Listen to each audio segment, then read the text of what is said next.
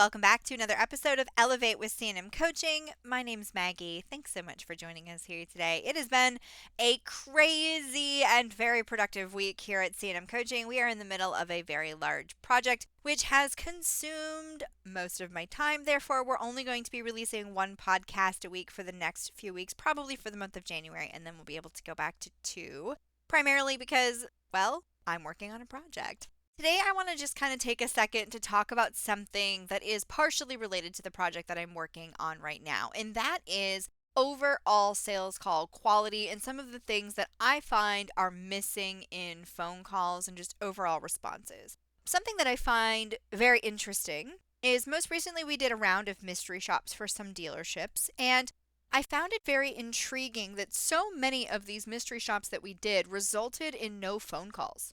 And it wasn't just the fact that they didn't call that intrigued me. It was the fact that a lot of these dealerships that didn't call sent us an amazing abundance of text messages. More text messages than anyone should have from a place of business. This was a ridiculous number of text messages. And the one thing that I found very interesting is that we did not opt in to these text messages. So most places send an initial opt-in text, or they have you checking a box on their website that you agree to receive text messages, but then you still get an opt-in message that you have to reply yes or no to. And I found it very interesting that even though we didn't opt in to some of these messages, they still continued to text us. One dealership, in fact, sent us 15 text messages after our initial lead submission and then never bothered to call us.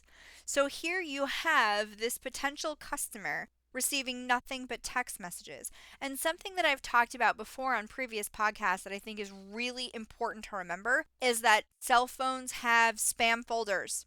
And if you're texting customers and you're sending out a lot of mass texts, your text messages might get flagged as spam, just the same way emails do. So that might mean that your customer received your text, but it went to their spam folder in their messaging software on their phone. They don't even know that folder exists, so they don't see your text message, and then we don't bother to pick up the phone and call, so they just think we haven't tried to contact them at all. And it's really important that we pick up the phone and try to call the customer first. And if they don't answer, then send them a text. We talked about this before.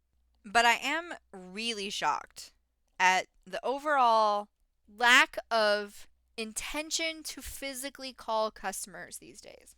A lot of people tend to think that everyone just wants to text. But the thing is if you send the first 1, 2, 3 text messages and the customer doesn't respond, what makes you think that sending 15 of them is going to be productive or effective?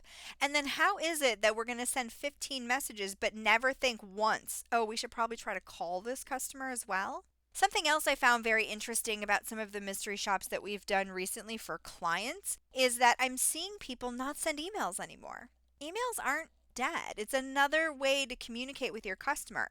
And if you're sending text messages and they're ending up in someone's spam folder because you're not a contact in their phone, there is still a chance they could see your email. So I don't understand this disconnect between not wanting to use all methods of communication to connect with a customer.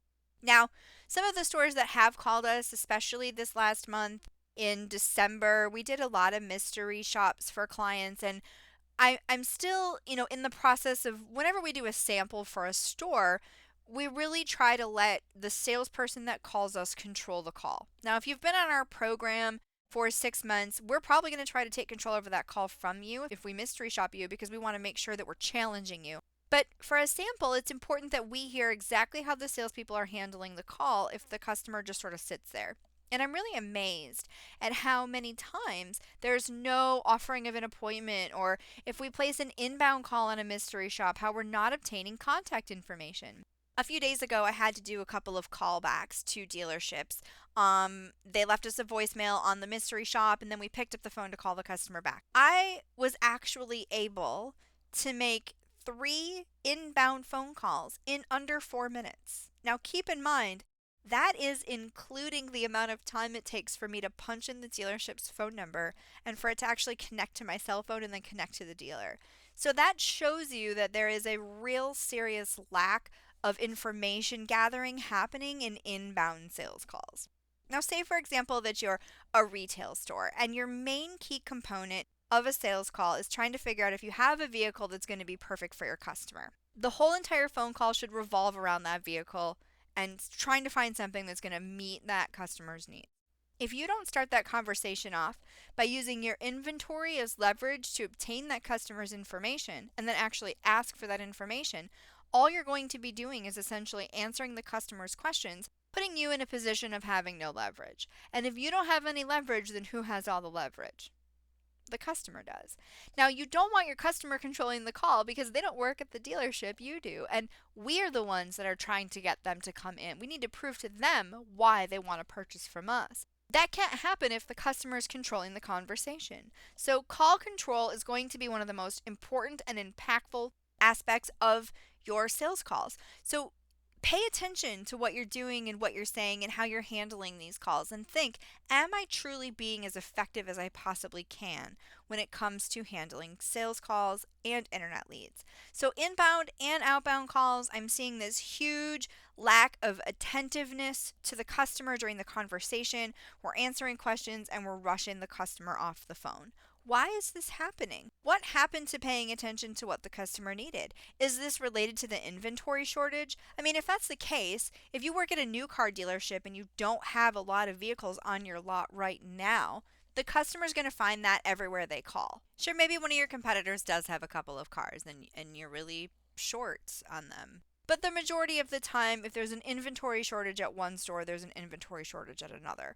So that means that you need to try to get that customer in so that they can order a vehicle, because a lot of stores are only able to sell cars right now if they're ordered directly from the manufacturer, and then you're still waiting 3 to 6 months. So it's not that we don't have cars to sell right now and we can use that as an excuse to not effectively handle phone calls, because we can still sell appointments, bring them in, and then sell them a brand new car direct from the manufacturer in X amount of time. Yeah, that might not be ideal for people, but if it's happening everywhere in your entire city, then you're literally fighting for that order. And so we should be taking as much opportunity as we can on the phone to establish a relationship, make the customer feel comfortable and confident. And I'm not saying you need to have 25-minute conversations with these customers, but for me to be able to make 3 inbound phone calls in 4 minutes, you do the math there on how long these calls probably were. So to have a 30-second conversation with the salesperson, hey, do you have this vehicle available? No, we sold it. Do you have any others? No. Okay, thanks, bye. That's what I'm hearing. Instead, we should be taking the opportunity to go through the perks of purchasing from us, the different things that we offer that make us different versus our competitor, and then perhaps we're obtaining their contact information and walking them through the ordering process. If you're a used car dealer, in a retail environment, then you know what? This is more about making sure that we have something that's going to work perfect for the customer. And how do we do that? We do that by building a relationship and asking some rapport building questions. For example, are you looking for a car, truck, an SUV? Does it have to be cloth or leather? And do you prefer something with or without heated seats? How about a base model or something a little bit more well equipped? If you have at least 15 to 20 cars on your lot, you should be able to go through a series of questions. And you can choose questions that actually pertain to the inventory you have so that you're controlling the conversation while your customer feels like they're making decisions and you're still driving that conversation forward. So if you have a vehicle-focused dealership, you really need to make sure that you're building these relationships and establishing rapport, whether you have one car on the lot that might work for them or whether they need to come in and order something and they're going to get it in 6 months from the manufacturer. The fact doesn't change that the customer still needs a car. So what matters is who's going to sell them that car. Is it going to be us? Or is it going to be, ABC Motors down the street? If you're competing against another dealership, even during an inventory shortage, you still need to put your best foot forward. You still need to be honest with the customer and explain how the sales process has changed. Don't just abandon the conversation because you don't have anything in stock. And then I really want to kind of bring it back to the whole entire premise of this podcast, which is making sure that we're communicating with customers. Use all 3 methods of communication. Call them, email them, and text them. One of the 3 is going to work, even if you're leaving a 5-second voicemail. Hey, this is Maggie from C&M Coaching. You can reach me at 877-900-9461. Yeah, it's not the perfect voicemail. It's not what I would train you to say, but it's better than nothing. And we really need to make sure that we're doing everything we can to follow up. Here at C&M Coaching, when we mystery shop, we have a standard 3-day monitor. So we leave those mystery shops open for 3 days to see if anyone from the dealership attempts to contact us again after that initial communication. It is very rare when we are working with a brand new client that we are seeing follow-up occur.